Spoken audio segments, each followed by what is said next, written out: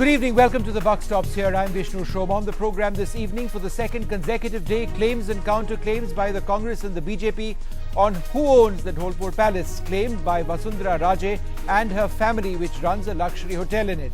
The point the Congress wants to make is that Lalit Modi and the Rajes run a hotel on the property which actually belongs to the government of India, not Vasundhara Raje and her family. And today, the Congress leader Jairam Ramesh produced documents which he said back that claim.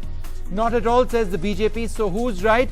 We'll get into the meat of the claims and counterclaims in a moment. Also coming up later on the program, a day before Pankaja Munde says that she will come clean on her dealings in Maharashtra, a look at the scams that plague the Devendra Fadnavis government in the state. Well, joining us now to look at the claims and counterclaims. It's been 2 days of claims and counterclaims as far as the ownership of the Dholpur Palace is concerned. And in a sense, it seems that the focus has shifted somewhat away from Lalit Modi, and it is now much more on Vasundhara Raje. And it is a straight political battle between the Congress and the BJP, with Lalit Modi somehow becoming a sidelight, as it were. Is that the case?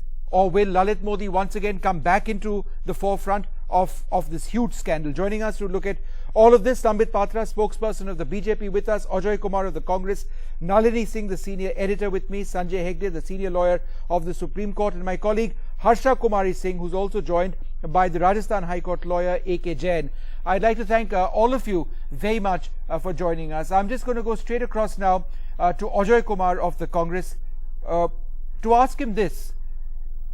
Mr. Kumar, isn't there a real concern that the Congress party is scoring a self-goal by producing half documents or half statements and then neglecting to produce other documents or read an entire document? In the process, you're not telling the entire story. Whatever the BJP says seems to indicate that there is no dispute in who owns the Dholpur Palace. You know, Vishnu, Jairam Ramesh's press conference today clarified it, and we put documents in the public domain on the ownership of the Dholpur house. And the issue, I think, is basically the Bharatiya Janata Party is claiming that in a civil court the dispute was settled between Mr. Dushant Singh and Hemant Singh. And it's a funny analogy, because if two people are fighting a civil case where the government should have been a party, and then they said we settled it. So and if the Bharatiya Janata Party is adamant on that they are on the right ground, then why don't they institute an inquiry into it? Tell me the first question is what they... Jairam Ramesh is one of the leading thinkers of the Congress. He brought to the front a 1949 covenant. We had broken that 1949 covenant, news of that before that press conference began, which says that Dholpur is the property of the government. Why in that press conference did he deflect a question when he was asked about what happened in 1957 when there was a land swap which took place? Yes, Dholpur in 1949 became part of the government, but it was given back in 1957. How did someone as learned as Jairam Ramesh not have that basic fact? No, if you remember what Jairam has and the Congress party has always been saying, that the palace was never in dispute. The 54 document which you are saying was the property which is the movable property within the palace. And that is the statement I think Jairam has, and I'm very clear on that, Jairam has been sticking to, and correctly so.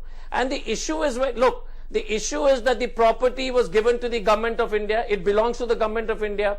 There is what the Congress party is saying is not only is the property belongs to the government of India, but Lalit Modi, Vasundhara Raje Scindia's son, are business partners, and the whole issue is that a person and her continuation as a chief minister, like there is the Chanakya's famous quote, ki this desh ka raja vyapari, us desh ka praja bhikhari. So this is the chief minister and business relationship. Ajoy Kumar, before I go across to my other panelists, let me ask you another specific question. The 1957 land swap, you're basically saying that the actual ownership is determined by the 1949 covenant. In the past, the Congress party has said that if there was a change in the ownership away from the government of India, it would needed to have been signed by the president of the country. it would need to have come under a national gazette. But did you know, sir, that in the 1957 land swap, the General Administration Department of Rajasthan and the Home Department of the Government of India were involved in the property exchanges? This is when the Congress was in power. So therefore, what are you talking about? How is this not legit? No, my question again is, if I hear the argument saying you were in power, why did you let it happen? The fact is that a crime has been committed.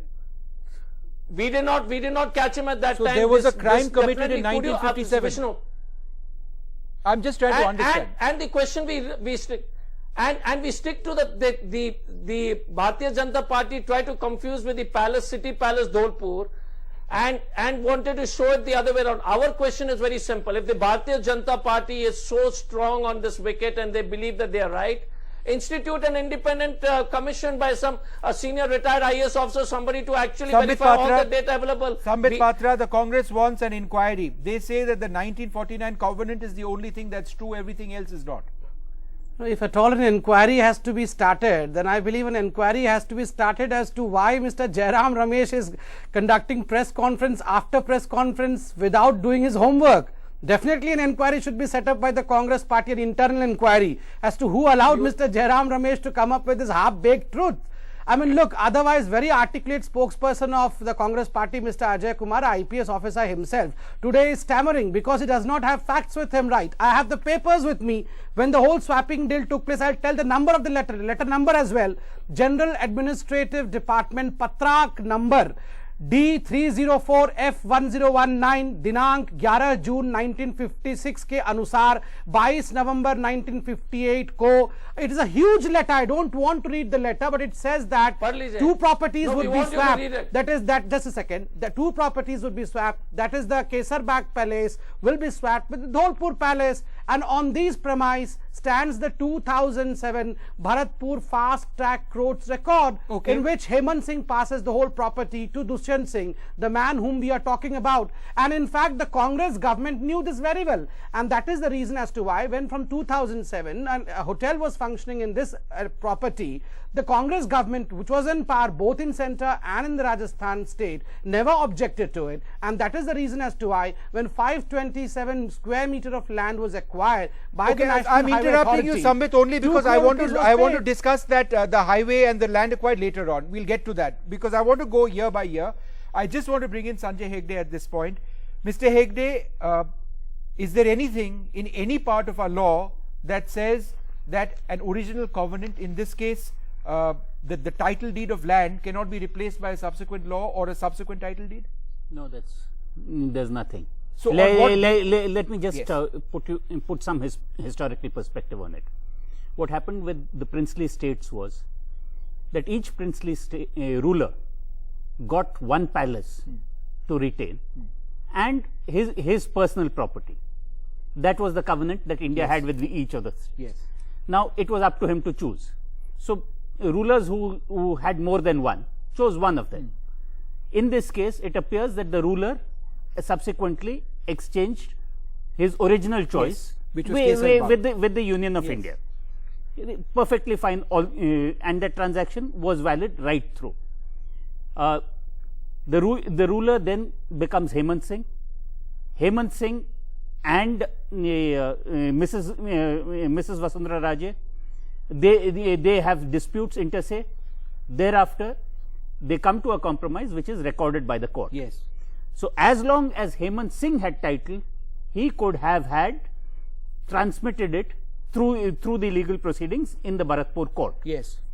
There is no doubt. The only question in my mind, which I still don't have clarity on, and that's because the Congress hasn't been clear, is that there is an allegation that Hemant Singh at some point of time in the past had transferred the land back to the palace, back to the Rajasthan government. That was the story yesterday. Today the Congress seems to have gone back on that story. If at any point of time, okay, I missed that point. I did not know that was at also any point of an time, allegation which was made. Yes. If at any point of time Hemant Singh, then that changes the story. Then that changes the story. If there was a transfer from Hemant Singh to the government of India, okay, And it is possible that somebody who was having Yes. fights within the family decided that better than any Okay. other member of the family getting it, let the government get it. Okay, but Was there a surrender? I don't know. well, certainly in 1980 there wasn't. And the reason I mentioned 1980 is because this has also been quoted by the Congress, and that's my next question to you, Ajay Kumar. Nalini, I'm going to come to you right after that. In 1980, the Congress party said that Hemant Singh, right, the ex-husband of Vasundhara Raje, said that the Dholpur property wasn't private property. In other words, you suggested that Hemant Singh suggested that it belonged to the government of India. Why is it then that in your press conference, the Congress party didn't read the entire document? What does the entire document say? After Kesarbagh was taken away, Dholpur was given to the Dholpur family and Hemant Singh was the sole owner. There is no question of it being government property. Why have you read one part of this judgment and not the other part?